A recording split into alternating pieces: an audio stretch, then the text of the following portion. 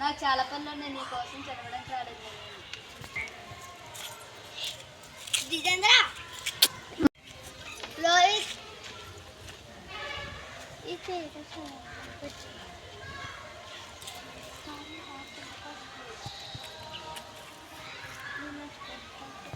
నన్ను ఏమన్నా నువ్వు స్కూల్ పంపించావు, నేను చదువుతాకి. నన్ను ఏమన్నా నువ్వు స్కూల్ పంపించావా చదువుతాకి? ఇంకా నాకు చదువు ఏమవుతుంది, నేను ఈ చెక్కలు తీసుకుంటామే. ఇప్పుడు ఇది ఇప్పుడు ఎవరు చదువుతారు, అది ఎలాగా, ఎవరు వస్తారా అని ఎదుర్కొంటారు. బాబు ఇది చదువుతావా?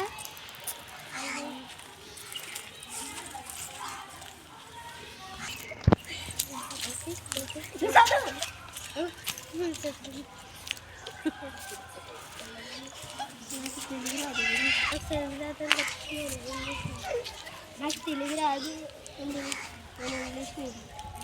మీరు ఇంగ్లీష్ ఏమంటే అడిగి తెలుగు రాదంటే ఇంకొకరు కోసం వద్దరు చూస్తున్నాను అంటున్నాను. ఎవరు వస్తారు? అయ్యో సూటు బూటీ వేసుకొని భలే ఉన్నాడు. అయ్యో అండి ఇది చదువుతారా?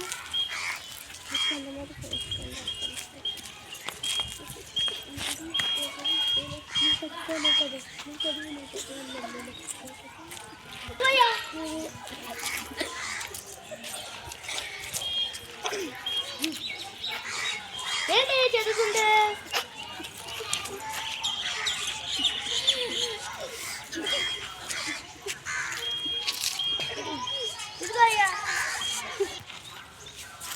పెద్ద సూటు పూసి వేసుకున్నాడు కానీ కూడా చదువు రాదు అనుకుంటా.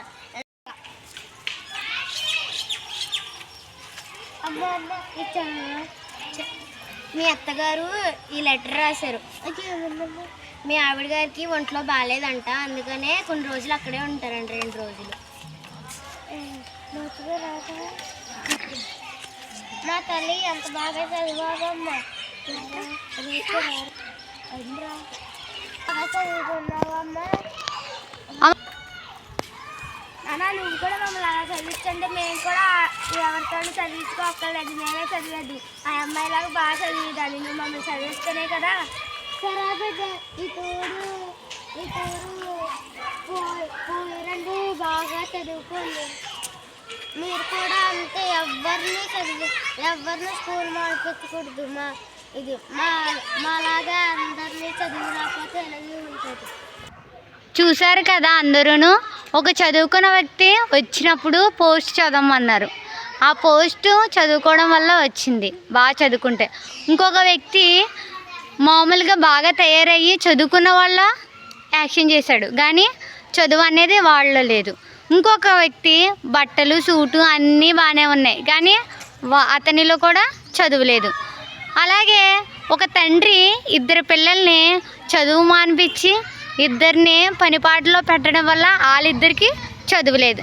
కానీ ఒక కుటుంబం ఆ పిల్లని చదువుకి పంపించడం వల్ల ఒక లెటర్ చదవలేని వ్యక్తికి సహాయం చేసింది. అదేవిధంగా మీరందరూ కూడా పిల్లల్ని టిప్ టాప్గా తయారు చేయడం కాదు, వాళ్ళు చదువుకునేలా చూడాలి. బట్టల్లో ఉండడం కాదు, అందం చూడడం కాదు.